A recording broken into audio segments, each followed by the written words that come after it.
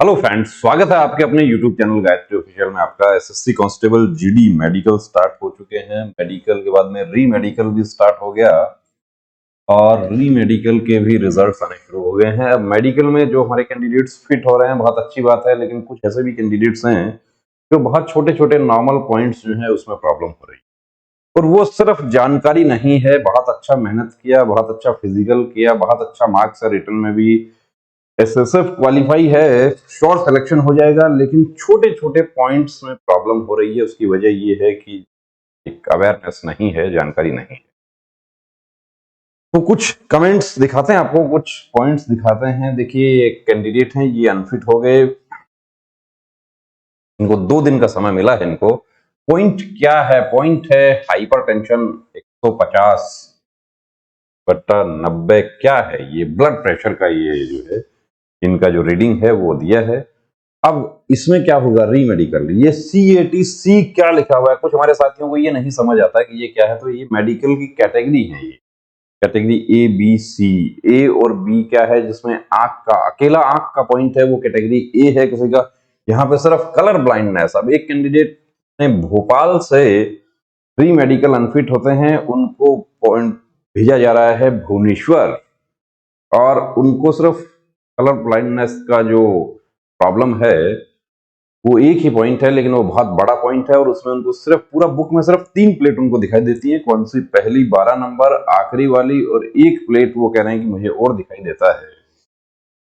यानी इसका मतलब पूरी तरीके से ब्लाइंड है। तो उन्होंने पूछा मुझे कि क्या हमें जाना चाहिए? भुवनेश्वर बहुत दूर है, काफी पैसा खर्च हो जाएगा। तो अब देखिए, हम भी उनको यही एडवाइस करेंगे कि तो वाकई पूरी तरीके से ब्लाइंड हैं तो आपको नहीं जाना चाहिए, कि आप फिर वहां भी अनफिट हो जाएंगे। कोई चमत्कार उसमें नहीं हो सकता। ये हमारे साथी जो हैं, अब इनका क्या होगा? तो इनका कितने तक होना चाहिए? इनका एक्चुअली 3 रीडिंग जो है री मेडिकल बोर्ड लेता है, और PFT RFT तक के 24 उसके डायग्नोसिस होते हैं, वो भी करवा सकता है। वो डिपेंड करता है री मेडिकल बोर्ड पे। लेकिन जनरली क्या होता है कि री मेडिकल बोर्ड जो है वो डायग्नोसिस करते हैं। क्यों करते हैं? कि री मेडिकल में कुछ कैंडिडेट्स ब्लड प्रेशर का टेबलेट खा के चले जाते हैं, तो वो टेबलेट को रूल आउट करने के लिए क्या आप डिटेल मेडिकल में आप टेबलेट खा के जा सकते हैं?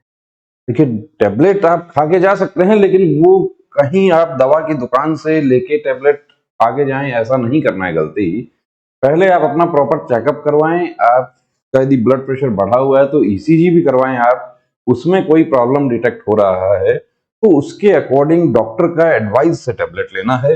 अब 3 रीडिंग होगा, कहां तक अलाउ हो सकता है? हो सकता है 140/90 तक हो सकता है। अब इधर भी देखिए, इनका ऊपरी सीमा में है, और इधर भी ऊपर निकल गया। इधर तो 139 और 89 है, वहां तक फिट हो जाए। कुछ मेडिकल अफसर क्या है कि देखिए यहां तक भी कर देते हैं, लेकिन वो जनरली अनफिट कर दिया जाता है। और अब 3 रीडिंग इनका री मेडिकल में होगा, उसका एवरेज बनाया जाएगा, और जो डायग्नोसिस है वो भी होगी। डायग्नोसिस वगैरह सब इनके फेवर में आ जाता है तो फिट हो जाएंगे। लेकिन मैं आपको पिछली भर्ती का बता दूं कि 2018 में ये जो सिंगल पॉइंट थे उसमें बहुत सारे कैंडिडेट्स जो है उनको अनफिट, और आपको पहले से ही जानकारी होती है तो आप ट्रीटमेंट ले सकते हैं। उसको ट्रीटमेंट जो है वो जनरल फिजिशियन का एडवाइस लेकर लेना। मेरा हीमोग्लोबिन 11.6 है। अब आज का मैसेज है और 20 सितंबर को मेरा मेडिकल है, तो पॉइंट 0.4 तो और चाहिए हमें, मिनिमम 12 चाहिए। 12 से नीचे रह जाएगा तो अनफिट है। क्या इलाज हो सकता है? क्या आयरन का टेबलेट खा के हो सकता है? देखिए, इलाज हो सकता है। यहां तक कि पॉइंट मिल गया, उसके बाद भी 2 दिन का समय मिल गया, तो उसमें भी हीमोग्लोबिन इंप्रूव हो जाता है। उसके लिए आप प्रॉपर किसी डॉक्टर से आप सलाह लें। ये बहन ने पूछा कि गर्ल्स का BP कितना होना चाहिए? मेरा ब्लड प्रेशर 9500 ही है और मेडिकल 21 को है, तो सर इसका कितना होना चाहिए? कितना होना चाहिए? गर्ल्स बॉयज सभी का एक ही है कि 120/80 तो हम GK में पढ़ते हैं, 140, 90 और 160, ये ब्लड प्रेशर का रेंज। जब इनका कहाँ जा रहा है? इनका देखिए 95 वाला जो है वो 100 से नीचे आ गया, तो नीचे आ गया, तो ये रीडिंग यदि वहां पर आता है तो वहां बिल्कुल अनफिट है। अब उसके लिए क्या किया जा सकता है? उसके लिए कुछ ट्रीटमेंट लिया जा सकता है, लेकिन वो ट्रीटमेंट किसी डॉक्टर का एडवाइस लेके करें। वो घरेलू इलाज इसका नहीं करें। घरेलू इलाज आप कहीं ऐसा टेबलेट खा लें कि वो और लो कर दे, या आप ऐसा टेबलेट खा लें कि वो बहुत ज्यादा बढ़ा दे, तो ऐसा काम नहीं कर लेना है। प्लीज नागपुर सेंटर का अपडेट दीजिए। फिट अनफिट का महाराष्ट्र में कोई वीडियो बनाता नहीं है। नागपुर सेंटर का अपडेट ये है कि नागपुर में जिनको ए और बी कैटेगरी के पॉइंट मिल रहे हैं उनको बेंगलुरु का रीमेडिकल मिल रहा है। और कोई अपडेट मिलेगा तो बिल्कुल बताएंगे आपको। मेडिकल से पहले ही बीपी टेबलेट खाकर जाएं तो ब्लड टेस्ट होगा, उसमें पता चल जाएगा। आप बीपी का, आप पल्स का, किसी प्रकार का आप दवा खाकर जाते हैं तो वो किसी ब्लड यूरिन टेस्ट में उसका पता नहीं चलेगा जब तक कि उसका कोई स्पेसिफिक जांच ना हो। तो इसमें आपको घबराने की जरूरत नहीं है। राइट हैंड पर टैटू है नेम का और रिमूवल प्रोसेस चालू है। 3 सेशन हो गया है। लाइट है, हो जाएगा क्या? देखिए 3 सेशन 4 सेशन वाला जो है उसके बारे में कुछ कहना मुश्किल है, क्योंकि वो जो लेजर मशीन जो है, वो हल्का लेजर मशीन जो है, उसमें कुछ ना कुछ बच जाता है और वहां बच गया तो प्रॉब्लम हो सकता है। अब ऐसा एडवांस टेक्निक भी है अभी तो कि एक बार में ही वो क्लियर हो जाता है। ये देखिए, ये एक ऐसी गलती है कि जो जनरली कैंडिडेट्स कर देते हैं। क्या? कान की सफाई या तो करवा के नहीं जाते, करवाते हैं तो कल मेडिकल है, आज सफाई करवाने चले गए, और जब सफाई आपकी हो रही होती है, हमारे पास भी कैंडिडेट्स आते हैं, सफाई करते समय हमें कई बार कैंडिडेट्स को पकड़ना होता है। उसको जो डॉक्टर के जो असिस्टेंट हैं वो उस कैंडिडेट का हेड जो है उसको पकड़ना पड़ता है उसको। कि कान में जैसे ही आपको कुछ लगाया और आप हिल गए,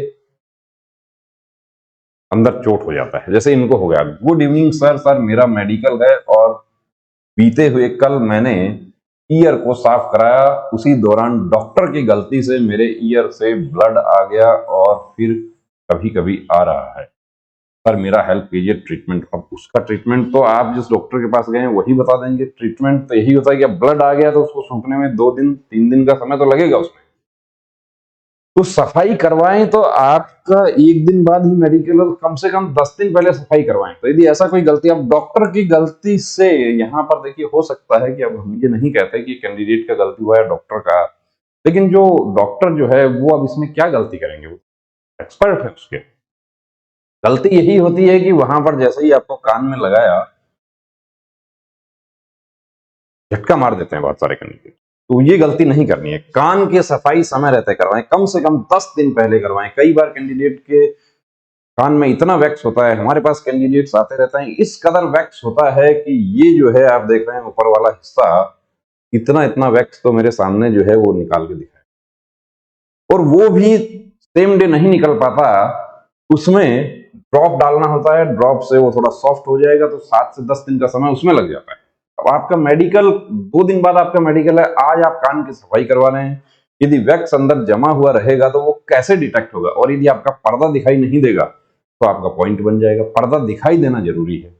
और वैक्स की वजह से आप अनफिट हो गए, आपके पर्दे में कोई प्रॉब्लम है, आप वो रीमेडिकल आपका हुआ, कान साफ करवा के गए, और वहां पर यदि पर्दे में कोई प्रॉब्लम निकल गया तो फिर आप डायरेक्ट अनफिट ही हैं, आपको किसी प्रकार की कोई सहूलियत नहीं मिल पाएगी। तो दोस्तों ऐसी गलतियां नहीं करना। आप बहुत मुश्किल से यहाँ तक पहुंचे हैं मेडिकल तक, या आप आने वाली भर्तियों की तैयारियां कर रहे हैं, तो ये जो है मेडिकल लाइन का जो काम है, इसकी भी आप अपनी तैयारी रखें। तो नॉर्मल पॉइंट्स है उनको पहले से तैयार करके जाएं। टैबलेट की जहां तक बात आती है तो टैबलेट आप हमसे पूछते हैं, हम टैबलेट नहीं बता पाएंगे। टैबलेट आपको, हमारी बताई हुई टैबलेट आपको जो ड्रग स्टोर वाला है वो देगा भी नहीं। उनको चाहिए कि किसी डॉक्टर का प्रेस्क्रिप्शन स्लिप पर वो टैबलेट लिखा होना चाहिए, तो तब आपको टैबलेट देंगे। टैबलेट के लिए किसी डॉक्टर से आप कंसल्ट करें, वो आपका बीपी मेजर करेंगे, आपका धड़कन मेजर करेंगे, उसके अकॉर्डिंग आपको टैबलेट दे सकते हैं। जय हिंद।